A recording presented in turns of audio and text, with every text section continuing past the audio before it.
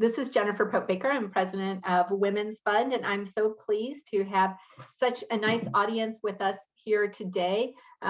My quick pause at the beginning was the announcement that this is being recorded, so I just want to let everybody know that.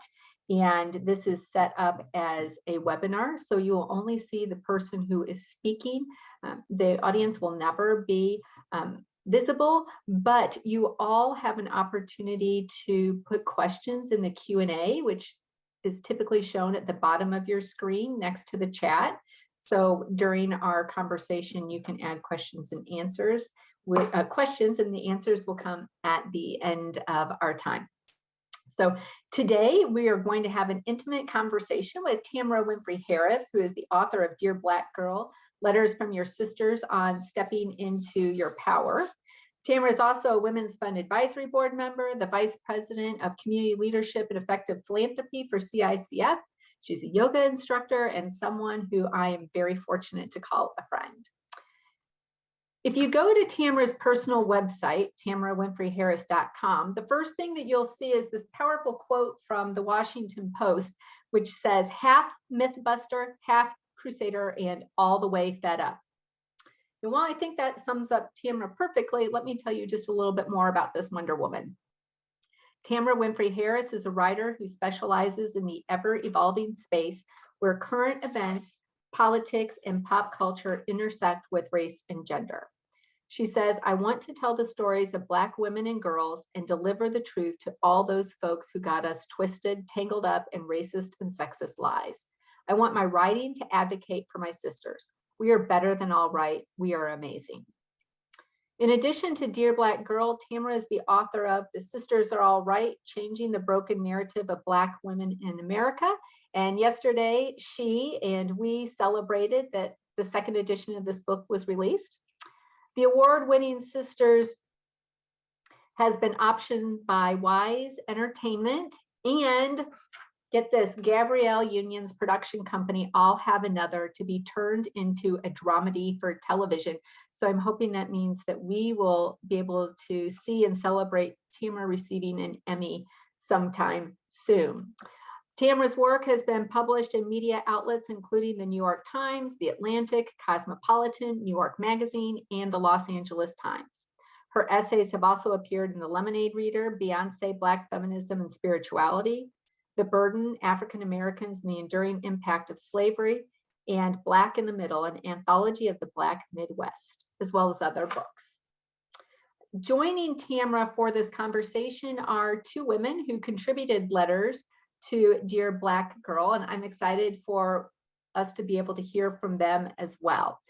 I found the book Dear Black Girl an amazing opportunity as a white woman to have what I call a peek behind the curtain into a life that in many ways parallels mine and in a way is nothing at all like mine. And it's been a real privilege to have read the various letters, including one from Renee Alston, better known as Jules NYC.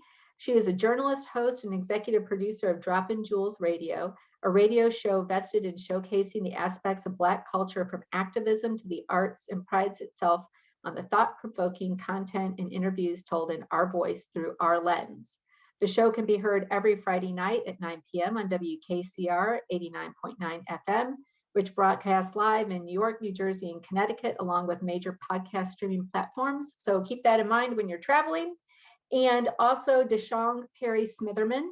She is a strategic communications pro and Emmy award-winning producer and champion for nosiness with sector experience in pharma, energy, and media. She currently works as a communication leader for Eli Lilly and Company. Deshong is the co-founder of A Girl's Gift, which is a nonprofit that teaches girls to be entrepreneurs. She earned a bachelor's degree from Roosevelt University, a master's from the University of Illinois, and a certificate in media management from Northwestern University. She is a wife and mom of 3 outstanding humans. You can catch #StrongDeshong in the middle of any Peloton leaderboard. She invites new friends to join her for a ride. And I want to add a final comment that Deshong, being the mom of 3 outstanding humans, one of those outstanding humans has been a guest on a Women's Fund Zoom previously. her daughter, Cody, who has a business called Witty by Cody, you may remember joined us last spring as with two other entrepreneurs talking about how they were weathering the pandemic and what they were doing differently. And she was making masks for the pandemic in a switch from her design business at the time, where she was primarily working on prom dresses and lost that season. She has fabulous fashion. And so Deshang is not only a strong woman, but she's raising strong women as well. And with that, I'm going to turn things over to Tamara Winfrey-Harris.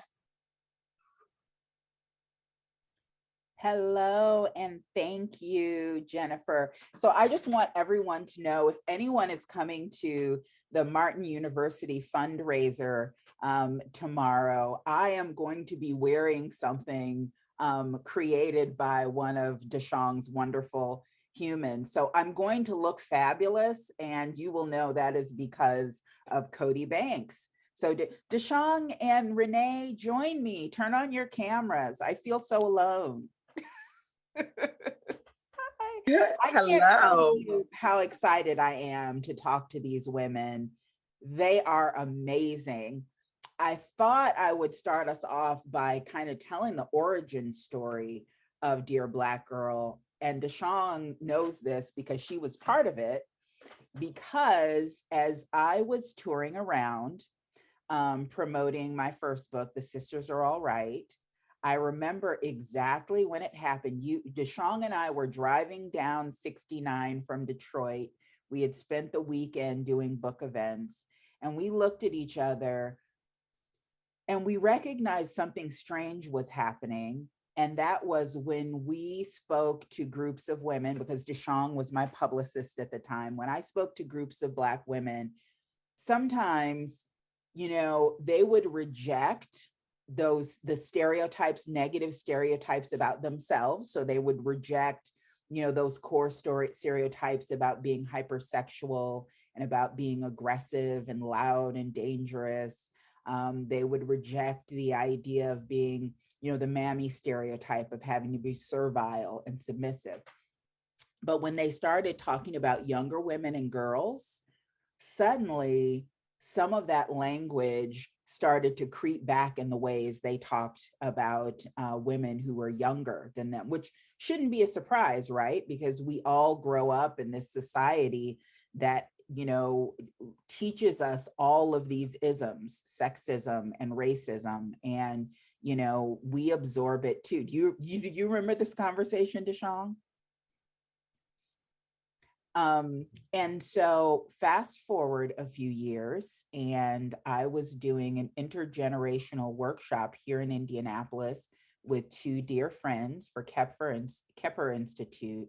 And there were 12 Black girls participating, and I thought it would be neat if they each received a letter from a Black woman as a way to kind of strengthen that bond. So I kind of offhandedly went to social media and said, will anybody write a letter to a Black girl? And oh, did Black women show up. I wanted 12 letters. I got more than 50 to begin with, from all around the world, from as far away as Switzerland. They were amazing and beautiful, and they were vulnerable, and they were exactly what I hoped to read. And the more that I read the letters that came in, the more I realized that I wanted to keep this going. And so I tried for a while to solicit letters to Black girls so that I could accept them and then get them into the hands of Black girls. And they kept coming. As a matter of fact, Renee, your participation came through a writing group. Do you want to tell us a little bit about that? Like, how did you end up submitting a letter? Sure. Thank you. Thank you once again, Tamara, for having me. And it is very lovely to be joined by Deshang as well. I was scrolling social media, as we always do, and I was on Facebook, and there was a call to action by someone who I consider a friend who's an educator. And she said she was having this event in Brooklyn, New York, and she wanted women to come out and write a letter to a Black girl. Well, all right. And I like Black girls, and I'm a Black girl. So for me, it was this excitement of finally someone is censoring us. And, she explained to us that Tamara was compiling these letters that were going to be featured in an upcoming book. And, just to be honest and as transparent as you can. And as someone who came from suburban, Maryland, where I was born, and then, grew up in Washington, D.C., I came from a good background. It wasn't what society loves to put on us as, oh, you were a hard knock life, Black girl, and you were this and that, which if you were, that's fine. But, I grew up with values and around strong Black women. But even in that, I found myself facing troubles as a 16-year-old who wasn't getting along with her mama.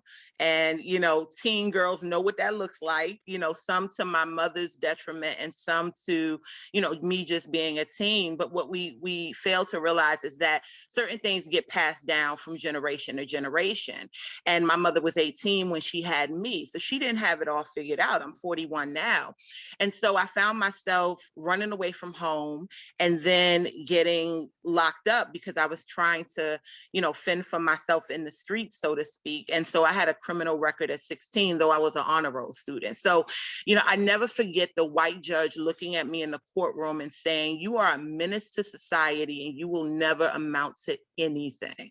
And I knew that was not indicative of my future. That wasn't even indicative of who I am and who I was at the time. I made a mistake out of desperation. And here this man is sitting here looking at me as if I mean nothing and I'm worthless. And so when it was time to write that letter, I went back to 1996 to my 6-year-old self. And I said to my 6-year-old self, or 16-year-old self, what I needed to hear, the things that I didn't get, because while I was locked up, my mother didn't come see me. I wrote her a letter. She sent it back, child.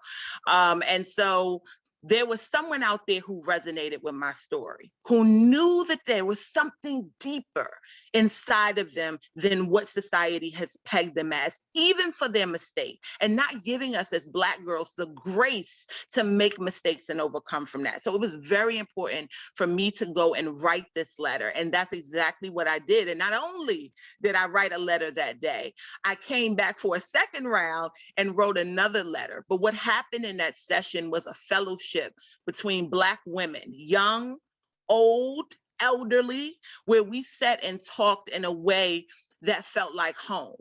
That censoring of hearing stories and writing and crying and listening to music and dancing and doing the wobble, because Black women love a wobble. But it's that censoring that feels good to your soul, and writing that letter felt good to mine. I love. You're on mute, Tamara. I muted myself so I could start talking. I love that, Renee. And that spirit that you just talked about is the reason I wanted to create this book, is because, I think very often out of fear, sometimes we know that Black girls are judged harshly, that they don't get a lot of second chances.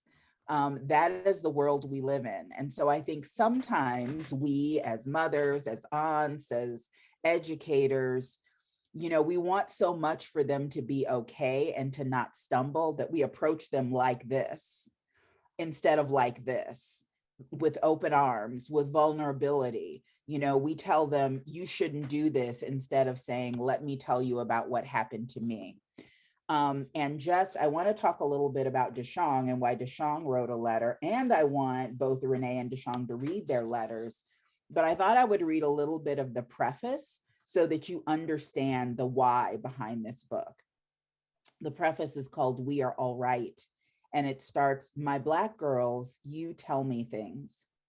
You tell me how you love your mamas, but kind of hate them too.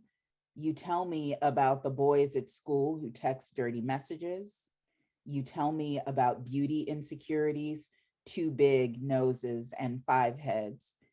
You tell me who you like, showing me pictures of boys on IG and giggling, ain't he cute?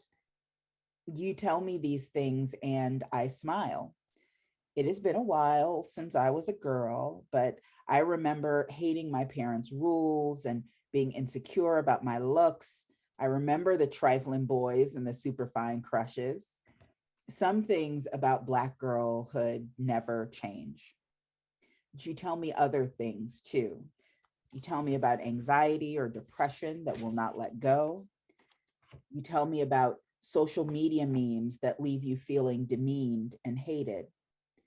You tell me about boys and men who violate you and families who cannot deal with the devastation of sexual assault. You tell me about carrying the burden of friends and family who have been murdered. You tell me about families who cannot accept your queer identity. You tell me about schools that suspend you for petty reasons. You tell me how people assume you are angry, unfeminine, grown, and hypersexual before you can even find out who you are for yourself. You tell me these things and I worry. I remember that the world does not value Black girls like it should, and that some things that are too common in Black girlhood must change. And so as I started putting together, I realized very quickly that these letters I was receiving needed to, many of them should be in the hands of lots of girls, not just one girl. And a book would be one way to make that happen. And so if you get the book, you will see that there are a lot of letters that are advice and general inspiration that kind of begin and end the book. But it was really important for me in the middle to try to represent girls and Black girls in all the ways they show up in the world. I got letters from women who are biracial, got letters from women who are trans or queer, got letters from women who are executives. I got letters from women talking about friendship, got letters from women talking about mental health. And I knew that I wanted my friend, Deshong Perry Smitherman, to talk about her experience as a mother. Deshong, do you want to tell why I wanted you to tell your story? I think I know. I think I know why, but you can pretty much fill in the gaps. But I think that Tamara and I have been friends since 2012, and we started out as she was actually my boss. And whoever becomes friends with her boss, I had never really had a boss where I actually thought we could actually be friends.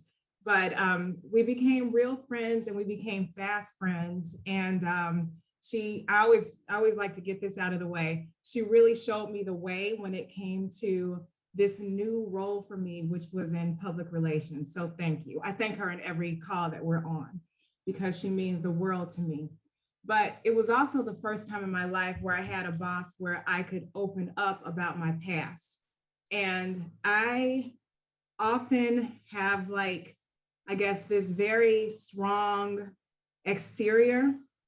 And so people probably believe that, if I have gone through something, I've been able to get over it and I've been okay. And I think a lot of Black women have that. A lot of people believe that about Black women. But there were some things about me, some things that I had gone through that I had shared with Tamara. And a lot of it had to do with me being a mom at a very young age. And I don't want to give away the letter. So I think it's stronger for me to be able to read the letter. But in the years that we've gotten a chance to know each other, she felt that my story was very inspirational and that other girls and women could find themselves in some of the words that I have written. And so she is the one who really encouraged me to write it, because I'll tell you, I had never put pen to paper about my story. And a lot of it has to do with shame. And as I read the words, you'll understand why. Shame, and then also not wanting people to know that much about me. And even since I've written the words to the letter, I've found myself I guess, pulling back and being a lot more vulnerable and really sharing my truth, because as I've learned, it helps so many other people. So in a way, reading or writing the letter was therapeutic for me, and has just opened up just a whole new world for me. And even allowing my daughter, I have a younger daughter who is 11 years old now, to hear what her mom was like at 16, and what the struggles were that I felt, and the things that people said to me that either hurt or empowered me to become the person who I am today. And I still got work to do. You're on mute. I'm going to get this before the end of the hour. I would like Renee and Deshong to read their letters, but first I'd like to give it a little bit of context. As I said, there are more than 30 letters in Dear Black Girls about a lot of different topics. But, I wanted a chapter about the difficult things that Black girls sometimes face. And that's where you will find in chapter 5, both of those letters, in a chapter called I Didn't Ask for This, about tough stuff. Because very often Black girls go through difficult things that are scarring, and they feel shame. And we don't talk enough about them. When we overcome them and become women, we don't talk to each other or to young girls about them enough. And so it increases a feeling of shame. And I didn't want that. And so I am so honored that both Renee and Deshong were willing to be vulnerable for girls in this book. So I'm going to read the context, sort of the lead into these letters. And then Renee, if you would read your letter, and then Deshong yours. So the intro starts, they are wrong about you. Even if you have a family that actively loves and affirms you. Black girl, outside, you get bombarded with negative messages. You're going along, minding your business, feeling cute and smart, and then bam, some one-hit rapper or baller says something grimy about Black girls. I'm looking at you, Kodak Black. Or you watch a friend get in trouble at school for wearing too short shorts when all the white girls around her have on the same thing. Or maybe you make a bad decision. You talk back to your dad, or have sex too soon, or get into a fight. Maybe something bad happens to you. You are a victim of assault or other violence. Maybe you begin to worry that they are right about Black girls with all their negative and fixed ideas. Maybe they're right about you. No, they are wrong. They are wrong. They are wrong. But there's something about the wrongness society assigns to Black girls that can leave you feeling bad and guilty about common mistakes and things that aren't your fault, or that are okay for other people who aren't Black and girls. And in our guilt, we isolate ourselves. We hide our scars and traumas from view. We hide what we think is wrongness. We feel alone. You are not alone. In the letters that follow, Black women share how they have navigated tough stuff like poverty, teen pregnancy, incarceration, and assault. You will learn that your sisters have faced your obstacles before and survived. You will learn, in the words of attorney and criminal justice reform advocate Brian Stevenson, you are more than the worst thing you have ever done. You are more than the worst thing that has ever been done to you. You are more than your present circumstance. You are not wrong. You are hope and promise for tomorrow in Black girl skin. Renee. Thank you, Tamara. My letter can be found on page 109 of Dear Black Girl. What's good? The reason I decided to write this letter is because you might be where I was at 16. When I was 16 years old, I was arrested. I had run away from home because my mother and I were not getting along. I ended up without any money or a place to stay. So I came up with this bright idea to rob a taxi cab driver at knife point. I was not raised to be violent, and I didn't want to do it, but I was desperate. I ended up being arrested and catching felony charges. I spent some time locked up in adult population. Eventually, I was released and put on probation. When I was incarcerated, no one came to see me. All of my so-called friends disappeared, and even family support was limited. There were days I wanted to, or there were days where I would stare out the window of my cell, looking at cars on the highway and wishing I was a passenger going anywhere but where I was. Deep down, I knew I didn't belong in jail. I was smart, talented, and creative, but I took responsibility for doing something wrong. The good part is, in that moment, I knew that that this was not the end of my story. What do I want you to take from this letter? Know that where you are now does not have to be indicative of where you will end up in life. Even during incarceration, you have a choice in how your life shapes up. Make the most of your time by reading, writing, and setting goals for the future. Your body may be locked up, but your mind is not. You matter, and you have something to offer. Never let anyone tell you that you don't. We all make mistakes in life, and we are all worthy of forgiveness and a new page to start over. I know being positive in this situation is not easy. I know there are days you miss your family and freedom. Some correctional officers will not treat you fairly. There are days you will be filled with rage. You were not put on earth to give into that anger.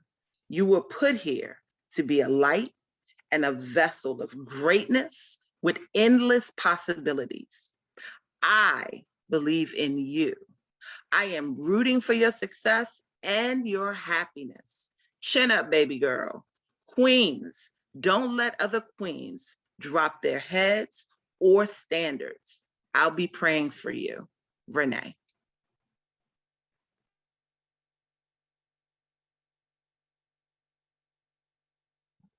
Deshawn.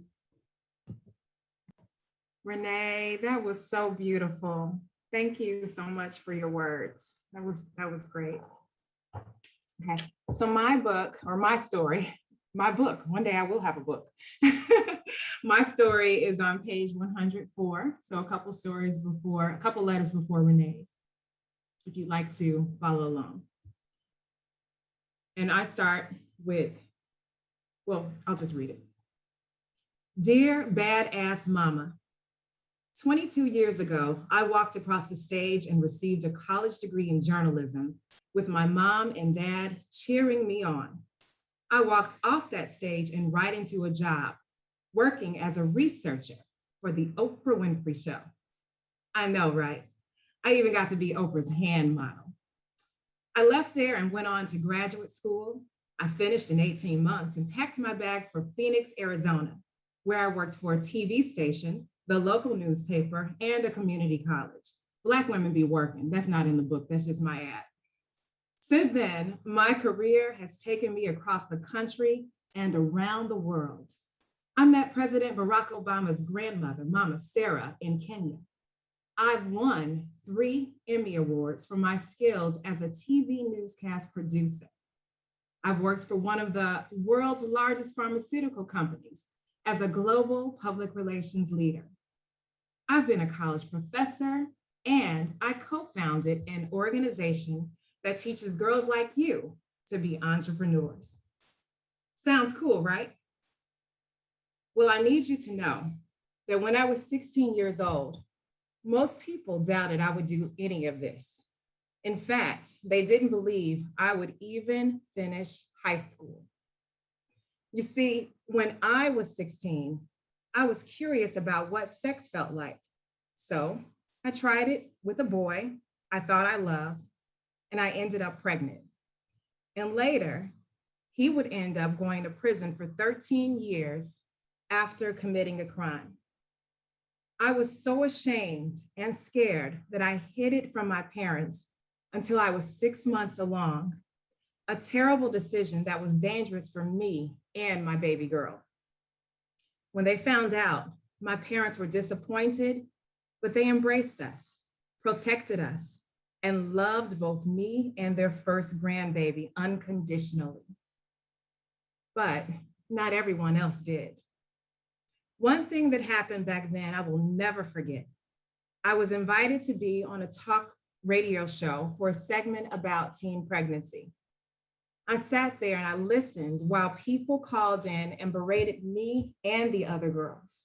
We were called failures, welfare cases, hoes, every awful name you can think of. They pretty much said that we were the reason for every problem in the Black community. Another time, a friend of my family gave my parents a book for me about being a Black, poor, single mother. He said it would help me to better understand my future. Too often, Black girls like us are led to think we are less than, especially when we make big mistakes. Don't you ever, ever believe that. Your mistakes don't define you and they don't end you. When I would cry to my mother about how people treated me as a teen mom, she told me something I will tell you. She said, listen to what they're saying, but do not take their words to heart. Make liars out of them. So that's what I did, and you can do it too. Being a young single mom is hard. There were times when I couldn't pay my light bill, and when the lights went out, I'd use flashlights to give me the light I needed to finish my papers in graduate school. And I'd tell my daughter we were having a slumber party. She loved it. There were times when I had no car, so in order to get my daughter to school, I rode her on the back of my bike. There were times when I was working the overnight shift in Phoenix that my daughter would sleep beneath my desk because I had no other place for her to go. There were many times when I had to rely on the kindness of strangers to help, and I would pray these strangers wouldn't wrong us. I learned that it was always okay to ask for help. This all seems like a long time ago now. My little girl, the daughter of a teen mom, is all grown up and a mom herself. She's thriving as a fashion designer, making women feel beautiful in vibrant custom-made dresses and skirts. I am proud of her, and I am proud of me. The work, the tough road, the hardships paid off. My baby girl turned out okay, and the triumphs, the laughs we've shared, the lessons we learned while we were growing up together brought us so close that we are inseparable now. No, it will not be easy, but you deserve good things. Your baby deserves good things. You both deserve love. You can still achieve the goals you set for yourself and your family. Work hard, ignore the haters. Other people's limited vision for you does not have to be your vision. Go out and be great, mama. With love, power, and prayer, Deshong, fellow badass mama. I just want you both to know, like, you are amazing. Like, I was getting misty-eyed, and you know I hate that, Deshong, like listening to both of your letters, because I am so proud of you, and I think you are such amazing, amazing women. Thank you, Tamara. And I just wonder how it felt writing those stories. I know, Deshong, you said you had not written about it before. I wonder if you had, Renee. Just how did the experience of writing about those experiences feel? Oh, I think, and first of all, thank you for that. I think that because I always wrote, even from when I was young, I would always write how I felt, because I was the only child until I was about 16, and my mother decided to have another child. So I have a sibling. And so part of my entertainment was, acting like I'm on a game show, or, writing things and playing teacher. And I would always write, that was my outlet. So I'm grateful for that. But what I found is that this experience made me feel ashamed. I had accepted a job at Fried Frank Law Firm, which is a top law firm here in New York City, when I was in my 20s. And I was really excited. It was a great opportunity with great paying money. And for me, coming to New York to pursue my career in journalism and radio and all of those things, but still knowing that you needed to work a 9 to 5 to pay the bills. And I went through the interview process and I was very excited. They, I felt important. They FedExed me this offer letter. And I'm like, back then it's like 2001, 2002, they FedExed me an offer letter. So you really feel important. Now they just email you. But, having that offer letter, sending it back, and then the anxiety of them doing a background check and me being honest and disclosing, thinking that the honesty would carry me through because I was 16 and it did not. And having, these were all white executives, look at me the same way that judge did, made me not tell my story anymore. So from 21 until the time I wrote that letter, I wouldn't talk about it because I didn't want people looking at me. People all the time before knowing all of this. Renee is fantastic. She's well-spoken. She's the life of the party, all the accolades, until they found out that I had a criminal record when I was 16. And even though you're honest and forthcoming and saying, I made a mistake, here are the reasons, and they weren't, what I understand now at 41 is, they honestly were not, they didn't need to know why. It's just me saying this happened, but because I wanted to qualify who I was so I wouldn't automatically be pegged as a thug, I felt like I had to tell the reasons why I did that and what was going on at the time. And we do that at work. I apologize because I need a sick day, to take care of yourself and all that extra information that really is not anyone's business. But I didn't want to relive being the 16-year-old who was looked at as a menace to society. When that judge had his glasses down on his nose and he's peering over that desk, looking at me as if I was nothing. When I got the rejection letter and I even called them, they said to me, if you would have told us in the first because there was like the application process and everything. And when they said we need to do a background check, but we want to offer you the job, I was forthcoming then in saying that. And she said to me, if you would have told us that on day one, I wouldn't have even interviewed you for the second part of the interview. And I couldn't understand that because I'm being honest. And in my honesty, there was shame. So I never talked about it. So when I wrote that letter that day, I was in tears and I was like, do I really want to go through this? Right? Because we push things aside that when we don't want to heal. And what I discovered was I was not healed.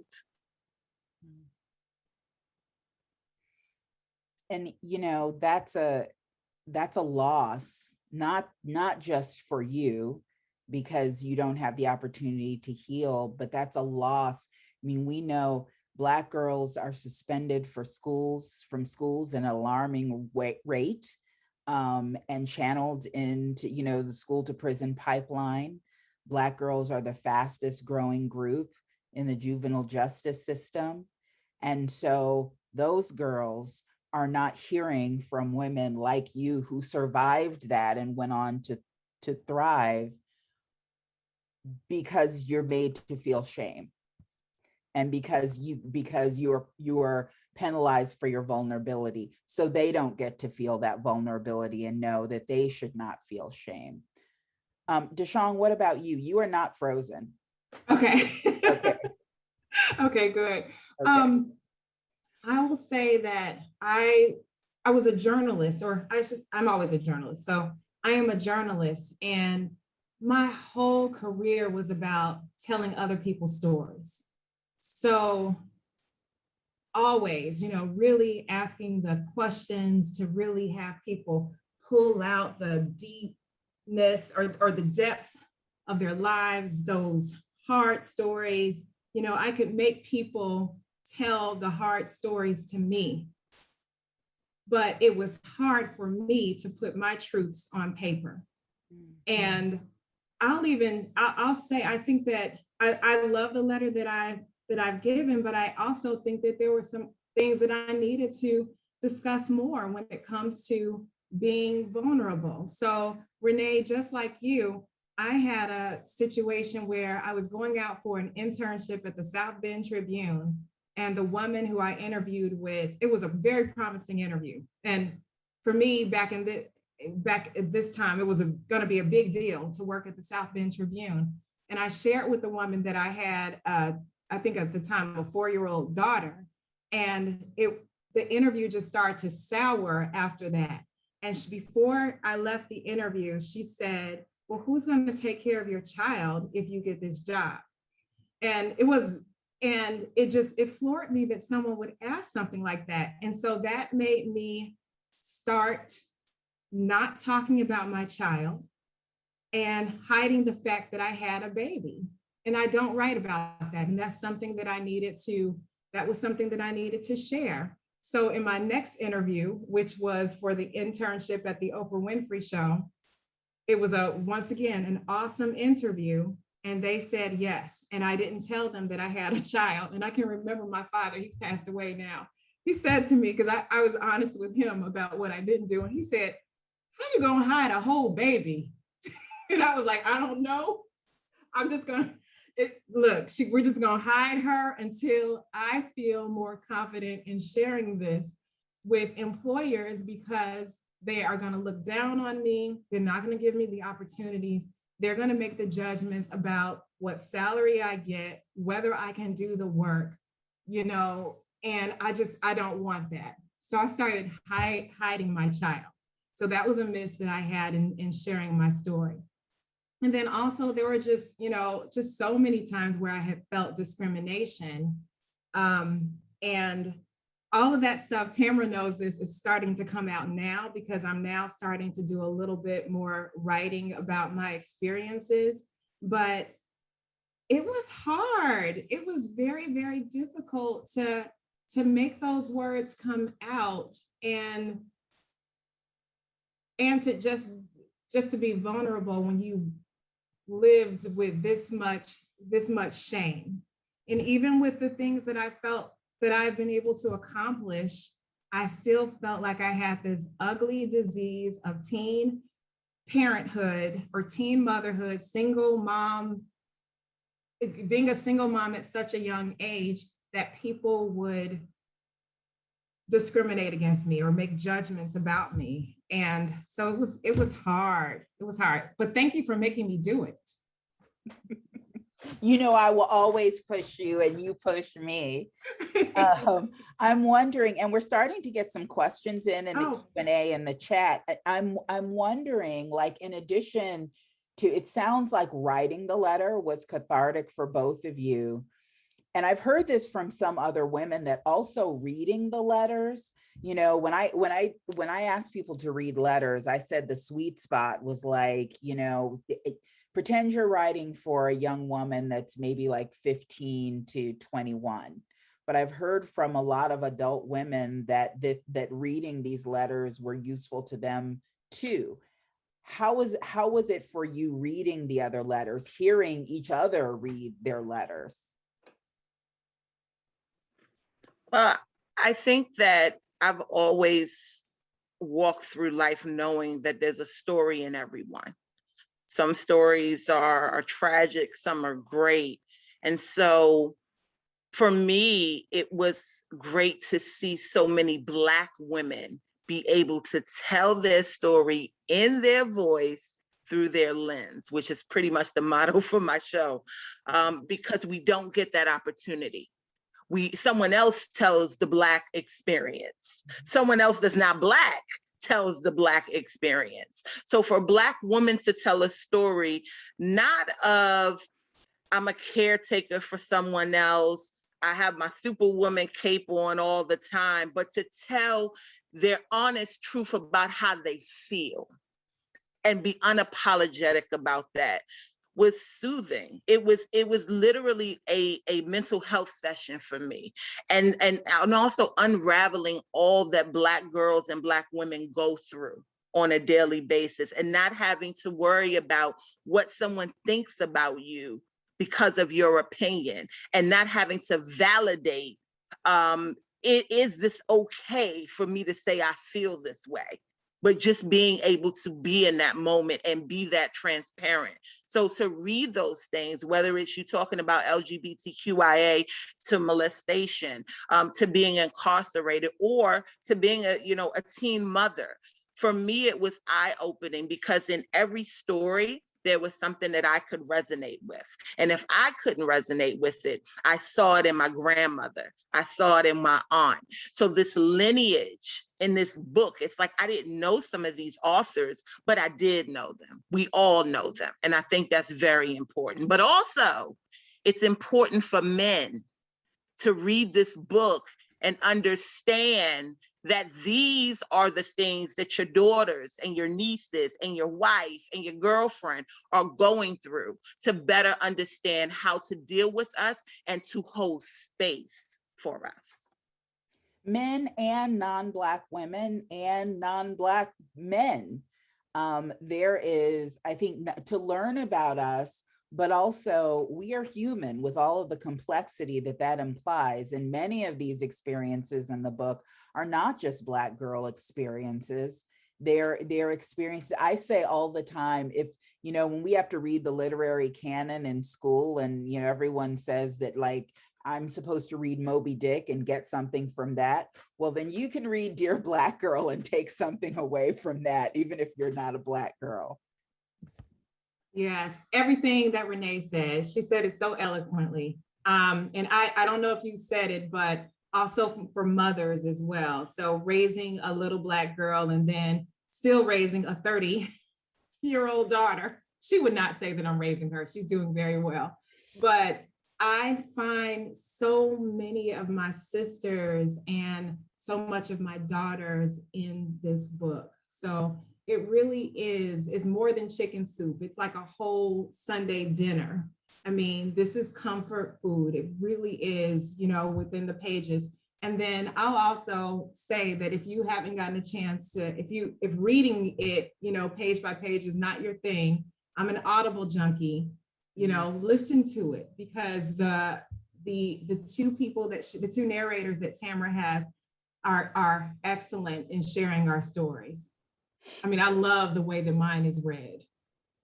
And those two readers are Tamara Perry, who is Deshang's sister and an amazing actress, and also Donna Shealy, who people should know because she is a well-known radio personality here in Indianapolis. I can't believe we are at the end of our hour. I appreciate you both so much. Thank you for sharing your story. Thank you for being supportive to me. I'd love to, if we have just like 3 minutes, I would love to end with the epilogue to the book and then turn it back over to Jennifer Pope Baker. Renee, if you would please in the chat, add the connection to your radio show so that people can find you.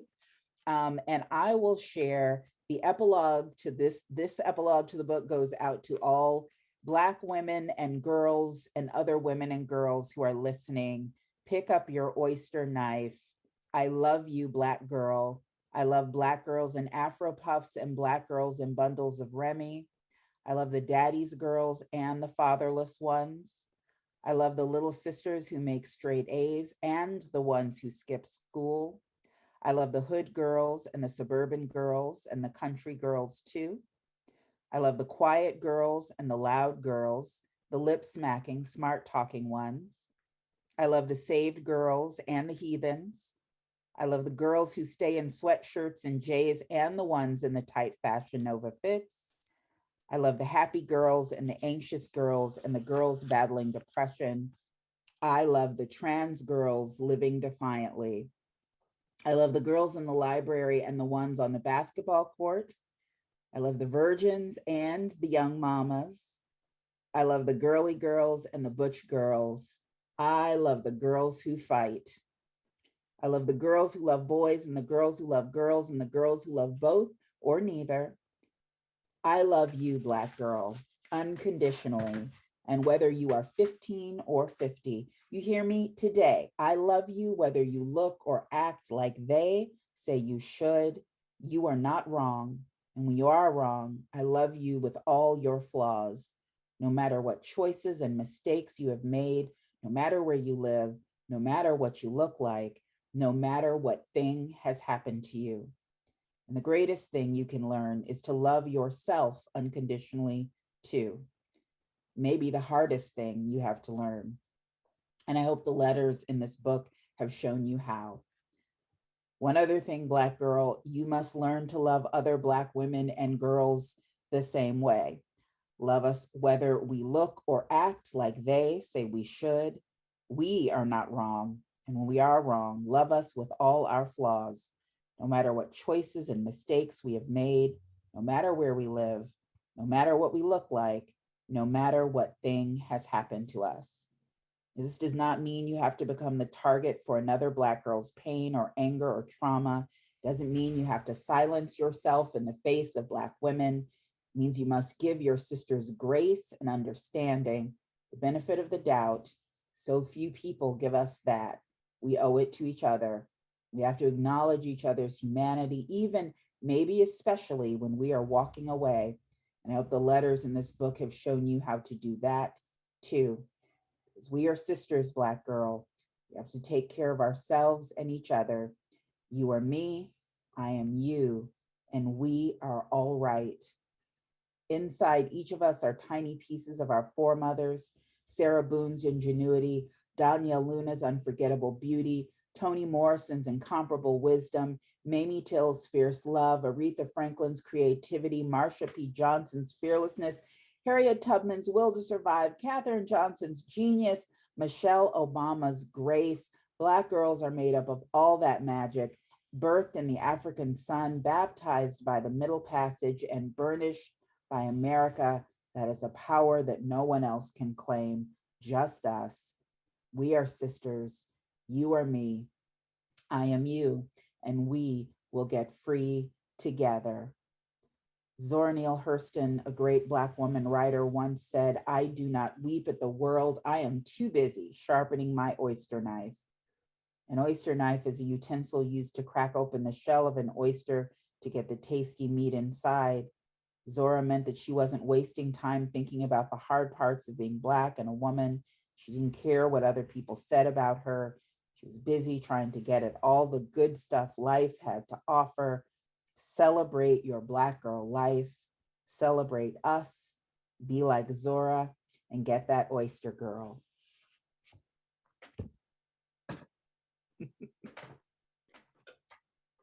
Tamara, that was amazing. Thank you. And Renee and Deshang, thank you so much. I want to ask Tamara one question before we wrap up. You might have noticed that there's something behind Tamara on her screen that you can't see, and you can see the top of her t-shirt, and it says NDO, no days off. And I've asked her if she could take a few minutes to tell everybody what that is and why it's important to her to be presenting this on her screen and on her shirt. So the concept was developed by Ted Hardy, who's an activist here in Indianapolis. And the idea is that people of color, Black women, like those of us, we don't get a day off from this fight for equality and equity. It's an everyday, all day, 24/7, 365 days a year fight. And, we need allies who will take no days off as well. So one of the things this morning on our all staff meeting is all of the staff of color had our no days off t-shirts and our no days off backgrounds in recognition of that fact.